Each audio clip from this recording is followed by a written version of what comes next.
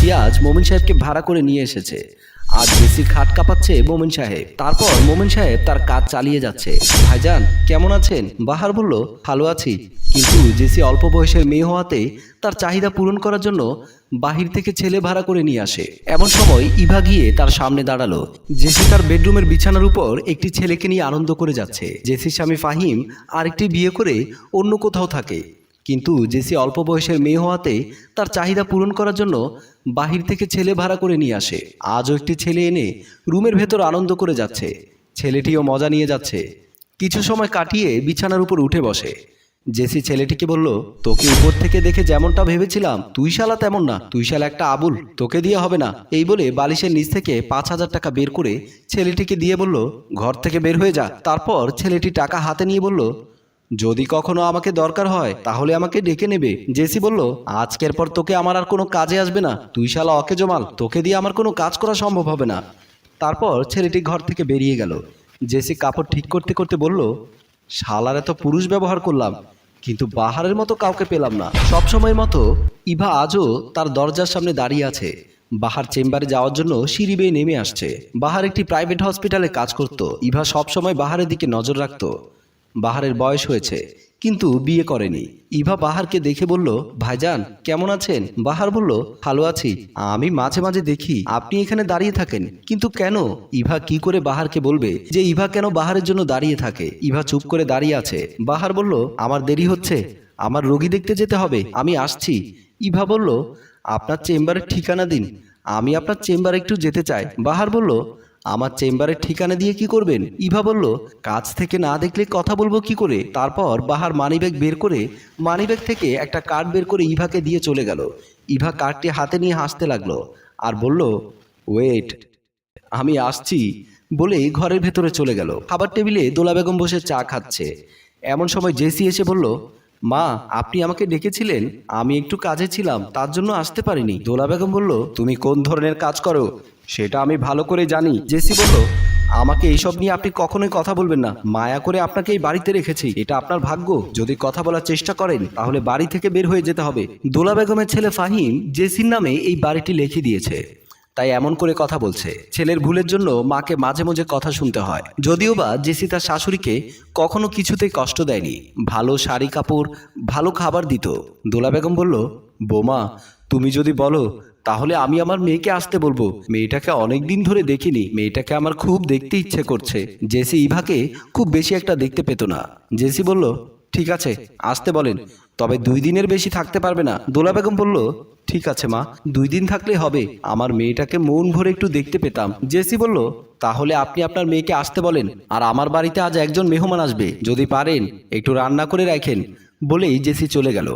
Doctor বাহার তার চেম্বারে বসে আছে। এমন সময় ইভা গিয়ে তার সামনে দাঁড়ালো। ইভা ডাক্তার বাহারকে দেখে একটা হাসি দিয়ে বলল, আমি কি আসতে পারি? ডাক্তার বাহার বলল, বসুন। তারপর ইভা বসে পড়ল।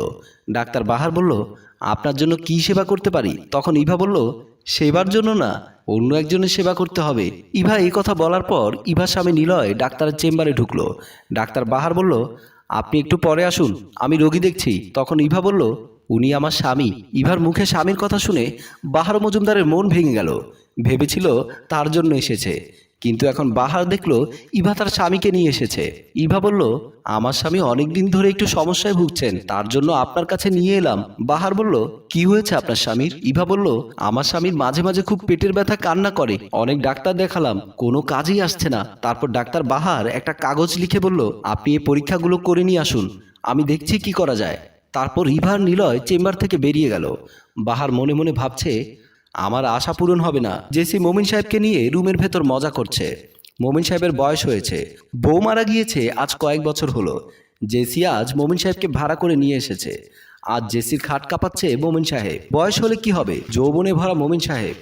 জেসি মোমিন সাহেবকে বলল, তুমি আমার আসল পুরুষ, খুব মজা দিতে পেরেছো তুমি। মোমিন সাহেব বলল, আমি তো মাত্র ট্রেলার দেখাচ্ছি, সিনেমা এখনো দেখাইনি, সিনেমা দেখালে তুমি কি করবে? জেসি বলল, ইস, তোমার কথা আমার শরীরে আগুন ধরে গেল, এখন তুমিই শুধু পারবে এই আগুন নেভাতে। তারপর মোমিন সাহেব তার কাজ চালিয়ে যাচ্ছে। মোমিন সাহেব আজ জেসিকে খুশি করে দিচ্ছে। বিছানা থেকে উঠে মোমিন সাহেব বলল, কেমন দিলাম তোমাকে? জেসি মোমিন সাহেবের গালে একটা চুমু দিয়ে বলল, ইস, তোমার ভেতরে মাল আছে। এই বলে বালিশের নিচ থেকে 10,000 টাকা বের করে মোমেন সাহেবকে দিয়ে বলল, 5,000 টাকা তোমার কন্টাক্ট আর 5,000 তোমার বকশিস। মোমেন সাহেব টাকা নিয়ে খুশি হয়ে রুম থেকে বের হয়ে যাচ্ছে। দরজার সামনে যেতেই দেখা হলো দোলা বেগমের সাথে। দোলা বেগম মোমেন সাহেবের দিকে তাকিয়ে বলল, আপনারা কেমন পুরুষ, টাকার বিনিময়ে নিজের সম্মান বিলিয়ে দিচ্ছেন। মোমেন সাহেব বলল, শুধু টাকা কেন, সাথে তো মজা পাচ্ছি, টাকা মজা দুটোই পেলাম। দোলা বেগম বলল, একদিন এসব মজা বুঝতে পারবেন, পাপের ঘোড়া পূর্ণ হলে কান্না করে কুল পাবেন না। মোমেন সাহেব বলল, আমি যাই, আমি গোসল করে আমার একখান বাচ্চা গার্লফ্রেন্ড আছে, তাকে নিয়ে একটু ঘুরতে যেতে হবে। আমি আবার পরের বার আসবো, আজকের মতো কিছু রান্না করে রাখেন। বলেই মোমেন সাহেব চলে গেল।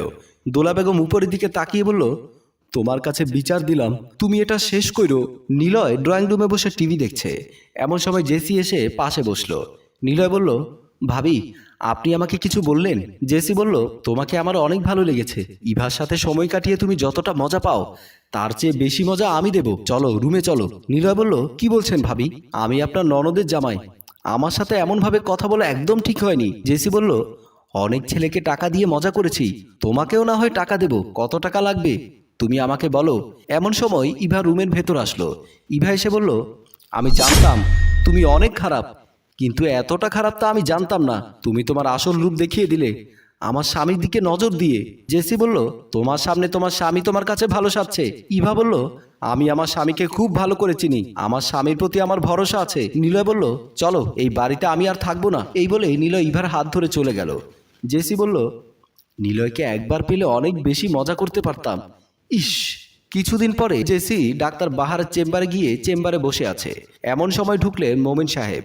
মোমেন সাহেব চেয়ারে বসে বললেন, আমার রিপোর্টগুলো আসছে? ডাক্তার সাহেব বলল, এখনো আসেনি, একটু বসেন, চলে আসবে। মোমেন সাহেব জেসিকে বলল, তুমি আবার এখানে এসেছো কেন?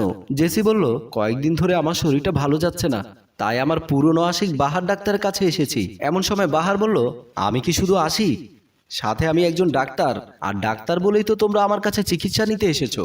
এমন সময় মোমেন সাহেব বলল, ডাক্তার সাহেব আমার কি কোনো বড় ধরনের রোগ হতে পারে? এমন সময় ডাক্তারের চেম্বারে আসলো আরশাদ, সাথে সাথে রিপোর্ট নিয়ে। ডাক্তার বাহার রিপোর্টগুলো নিয়ে আরশাদকে বাহিরে যেতে বলল।